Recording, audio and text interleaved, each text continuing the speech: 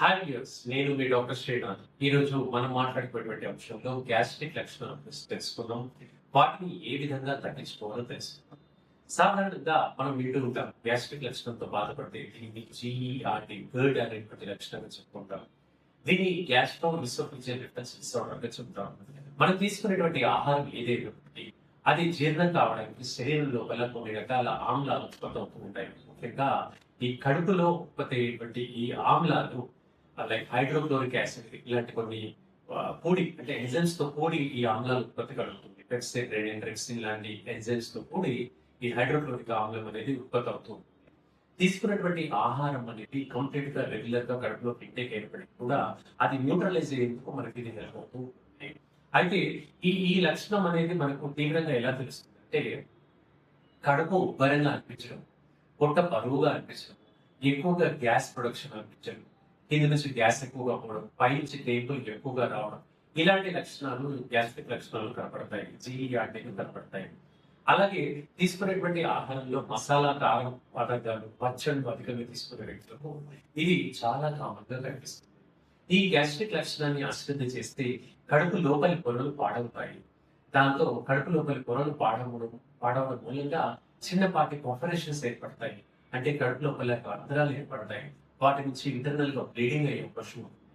So దాని కడుపు నొప్పి తీవ్రంగా ఉంటుంది. మోషన్ కూడా రంగు డార్క్ బ్రౌన్ కానీ థిక్ రెడ్డులో కానీ మారేటువంటి ప్రమాదం ఉంటుంది. ఇవన్నీ గ్యాస్ట్రిక్ పర్ఫరేషన్ కనబడుతుంటాయి. అయితే ఈ గ్యాస్ట్రిటిస్ లక్షణం ముదురుతున్నప్పుడు రెండు రకాల అల్సర్స్ కి దారితీస్తుంది.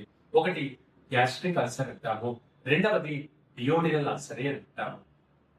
ఈ గ్యాస్ట్రిక్ అల్సర్ లో మనం ఫుడ్ తీసుకున్న తర్వాత నొప్పి అనేది విపరీతంగా పెరుగుతుంది. నొప్పి ఫుడ్ తిన్న తర్వాత పెరిగితే గ్యాస్ట్రిక్ అల్సర్ అని చెప్తాము. నొప్పి ఫుడ్ తిన్న తర్వాత తగ్గినట్లయితే దాన్ని డియోడినల్ అల్సర్ గా చెప్పుకోవచ్చు. అంటే ఆ పేగుల్లో ఉండేటువంటి లొకేషన్ బట్టి మనం గ్యాస్ట్రిక్ అల్సర్, డియోడినల్ అల్సర్ ని రెండు రకాలుగా చెప్పుకుంటాం. అయితే ఇది ఎవరికి ప్రమాదకరంగా ఉంటుంది అంటే వేళకు భోజనం చేయకపోతే ఇది ఇబ్బందికరంగా మారుతుంది. నిద్ర సరిగా లేకపోయినా కూడా మానసిక ఇబ్బందుల వల్ల, స్ట్రెస్ డిజార్డర్స్ వల్ల ఈ లక్షణం కలిగి అలాగే పచ్చళ్ళు, మసాలా లేకుండా ఆల్కహాల్ అధికంగా తీసుకునేటువంటి వ్యక్తులకు ఈ GERD లక్షణం అనేది అత్యంత కామన్గా కనిపిస్తుంది. ముఖ్యంగా యుక్త వయసు వ్యక్తులకు 20 నుండి 30 సంవత్సరాల ఏజ్ గ్రూప్ లో ఈ లక్షణాన్ని చాలా జాగ్రత్తగా గుర్తించాలి.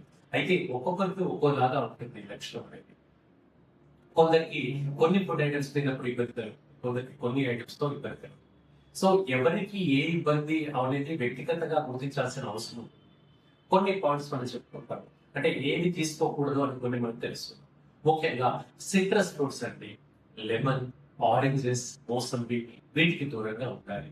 రెండవది టొమాటోస్, పచ్చి టొమాటోలు అంటే రా టొమాటోస్ కి చాలా వరకు దూరంగా ఉండాలి. మూడవది మింట్ అండి, పుదీనా. పుదీనా కూడా ఎక్కువగా తీసుకోండి. పుదీనా తీసుకుంటే గ్యాస్ట్రిక్ లక్షణం కలుగుతుంది.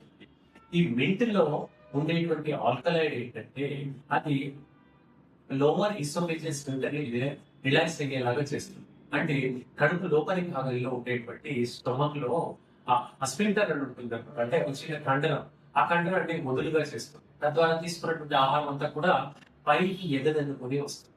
ఛాతీలో నుంచి, కడుపులో నుంచి ఈ భాగంలోకి, నోటి భాగంలోకి ఎగదన్నుకొని వచ్చినట్టుగా ఉంటుంది. కాబట్టి పుదీనా దూరంగా ఉండాలండి. ఖచ్చితంగా గుర్తుపెట్టుకోవాల్సిన అంశాలు ఈ టొమాటో, పుదీనా, అలాగే ఆనియన్, వెల్లుల్లి, జింజర్, గార్లిక్ వీటికి చాలా వరకు దూరంగా ఉండాలి. తర్వాత పాయింట్ ఏంటంటే కూల్ డ్రింక్స్ అండి, కార్బోహైడ్రేటెడ్ డ్రింక్స్ కి మనం మార్కెట్ లో దొరికేటువంటి కూల్ డ్రింక్స్ రెగ్యులర్ గా వాడడం కూడా ఈ ప్రాబ్లం తలెత్తేటువంటి అవకాశం. కాబట్టి వాటికి దూరంగా ఉండాలి. తర్వాత భోజనం చేసిన తర్వాత వెంటనే పడుకోవద్దండి. ఫుడ్ తిన్నాము ఇక పడుకుందాం కాసేపు అన్నట్టుగా ఉంటుంది. ఫుడ్ తిన్న తర్వాత కనీసము ఒక 100-150 అడుగులన్నా నడవాలి.